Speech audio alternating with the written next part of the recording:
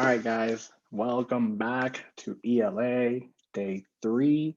Today, we are going to go ahead and finish up our lessons on theme, and we are going to do that by watching an interactive lesson on iReady and just kind of reviewing what we've been talking about all week long. You will have a text that you guys are going to be reading, and you're going to answer some questions with your teacher today. Um, Hopefully, this will be easy and you guys will get through it pretty quickly. So let's go ahead and start right here. So you're going to watch this video with your class. Teachers, you may pause the video now. This video is about 10 to 15 minutes long. So this will probably be the majority of your lesson. This video recording will be shorter just because of that. If you're having trouble watching this video on the link, you can also assign this lesson on iReady to your students. It is the lesson for theme under comprehension. So this is a time where you can pause. All right, so we are going to be reading this story. I am going to read the story out loud, and then in your class, you're going to work through the questions that I have assigned, that I have posted on our lesson plan. Just like we did on the miser, you can use a graphic organizer to help you, and with the wise man as well. Let's go ahead and get started with this one right here. There are going to be several things that I need you guys to think about before we start reading. This is a folk tale, and you are going to be looking for character actions and details from the story to help you figure out the theme. So I'm going to read the story out loud to you, and then you guys are going to work together on some questions. The questions are going to be right here. Let me go ahead and get to them right here. And what we'll do is I will read the story, then the teachers can either pause or when we start working on the questions, they can pause the video. So here goes the story. The title is The Belle of Autry, retold by Jane Carey. Autry is the name of a little town in Italy. A long time ago, the king of Autry had a large bell hung up in a tower in the marketplace. A rope that reached almost to the ground was fastened to the bell so that even the smallest child could ring the bell by pulling upon this rope. All the men, women, and children of Autry came down to the marketplace to look at the bell. It was a very pretty bell, and it was polished until it looked as bright and yellow as the sun. "Many people," said the king, "do you see this beautiful bell? It is the bell of justice. If any of you is wrong at any time, you may come and ring the bell. Then the judges shall come together at once, hear your case, and give you justice. Rich and poor, old and young, all alike may come, but you must not pull the rope unless you know you have been wronged." Many years passed, and many times did the bell ring out to call the judges together. Many wrongs were righted, many ill-doers punished. At last, the rope, worn and broken, became so short that only a tall man could reach it. "This will never do," said the judges one day. "What if a child should be wronged? He or she could not reach the bell to ring it." They gave orders that a new rope should be put on the bell.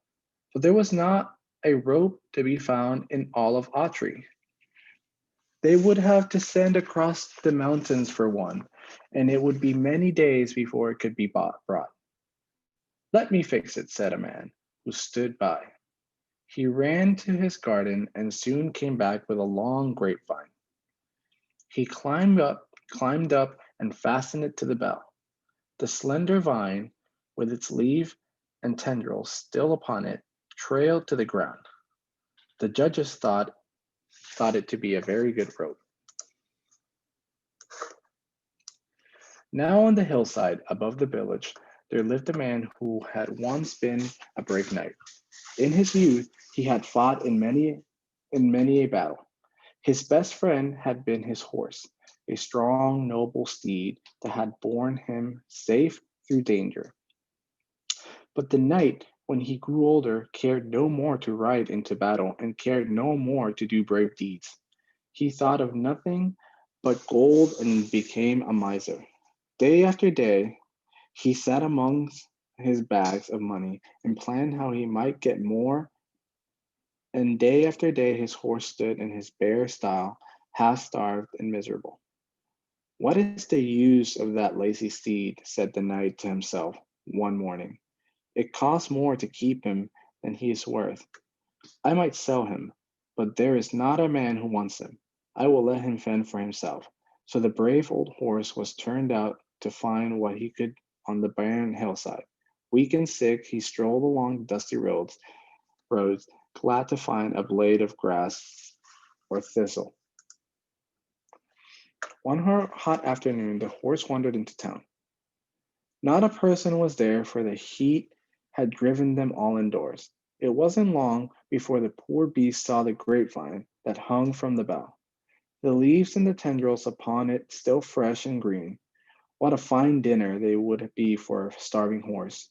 He stretched his neck and took one of the tender morsels in his mouth, but it was hard to break it from the vine. He pulled at it, and the great bell began to ring. The judges put on their robes and went out through the hot streets to the marketplace, where they saw the old horse nibbling on the vine. Ha! cried one. It is the knight's steed. He has come to call for justice, for his master, as everybody knows, has treated him shamefully.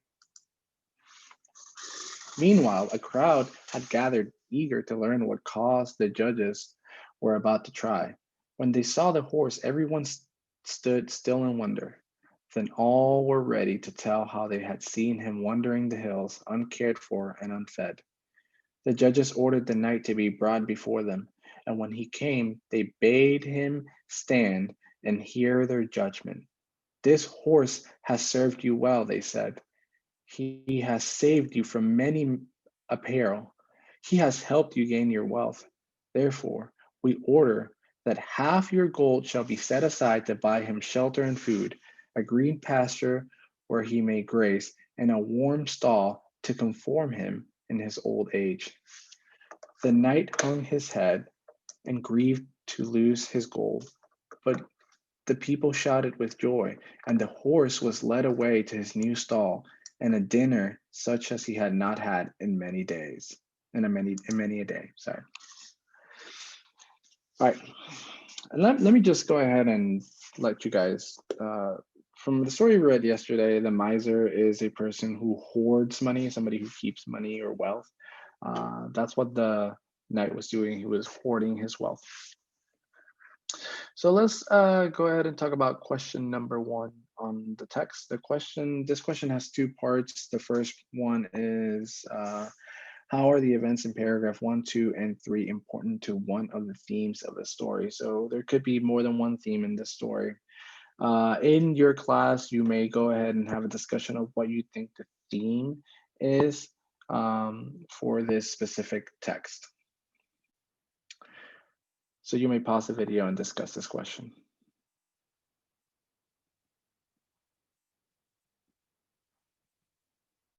So if you answered D, they show that the town's leaders want everyone to have equal access to justice. That is correct. The beginning of the story, the text is talking about how the king set this bell so that the people who are being wronged and are being treated unfairly or have something has happened to them can go to the town and they can ring the bell and the judges will come and they will be given the justice that they deserve. So yes, it is important that the people in this town are trying to make sure that everybody gets equal access to justice. Very good, everybody. Let's go ahead and talk about part B now. Which two sentences from the story provide the best support for your answer in part A? So now you're looking at sentences from the text to support your answer of everybody, the town's leaders wanted everybody to have equal access to justice. So on this one right here, you are going to read all of your answer choices and you're going to pick the 2 sentences that best support your answer.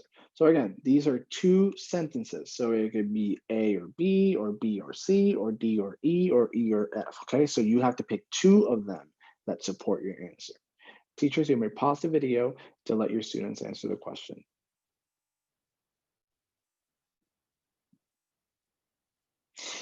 Obviously, you guys got it correct because you guys are awesome. And the answers that we got were A and C. A rope that reached almost to the ground was fastened to the bell so that even the smallest child could ring the bell by pulling upon this rope. Obviously, the rope was long enough for children, so everybody had equal access to it, not just tall people, okay? Not just medium-sized people, everybody, even a baby could ring the bell. C, if any of you is wrong at any time, you may come and ring the bell. This sentence specifically tells you that if you have had something wrong happen to you or something bad has happened to you and somebody is at fault, you can go and ring that bell and the judges will come and give you justice. So those 2 sentences right there support my answer that on paragraphs 1, 2, and 3, it shows that the town's leaders wanted everybody to have equal access to justice. Now on part 2, this question has 2 parts again. Now we're going to talk about a different setting in the story because now this one takes part in the town. This section, these questions are talking about what happens in the knight's home, right? So the first question is, how do the knight's actions contribute to a theme of the story? So now we're talking about a second theme in the story. So the first theme we're talking about was everybody having equal access to justice, right? Now we're talking about the theme that we learned from the knight. So this story has 2 themes. See, we're learning more than one thing from reading the story. So how do the knight's actions contribute to a theme of the story? So now pause the video, have a discussion about this question and how you can answer it. Excellent job, guys. You answered C. His choices show that wealth should be used to help those who have been loyal friends. Look, guys, obviously you're not going to give all your money to your friends, but if you have a friend who's always got your back, you're not going to turn your back on them when they need you, right? You're going to give them a hand. You're going to help them as much as you can because that's what friends do, especially friends who have saved your life. Like this horse saved this man's life and he turned his back on him. He was more worried about making money, right? Money's good. I mean, I like money, but come on, man. You got to have friends also. So his choices show that wealth should be used to help those who have been loyal friends. So what that means is that the money that he was keeping should have been used to help his horse. He was starving his horse. So which details from the story best support your answer for part A?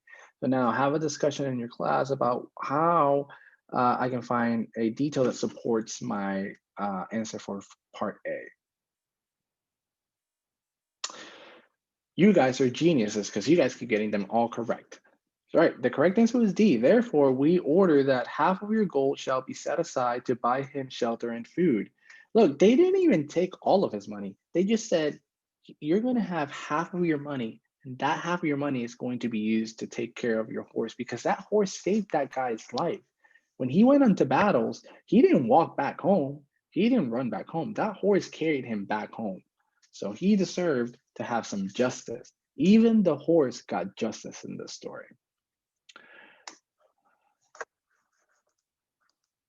Right. So now we have gone over our text, we have practiced, we have answered our questions, and you guys have had great discussions. I will see you guys next week. I will be doing science. I hope that these videos have been helpful, and I will see you guys very soon.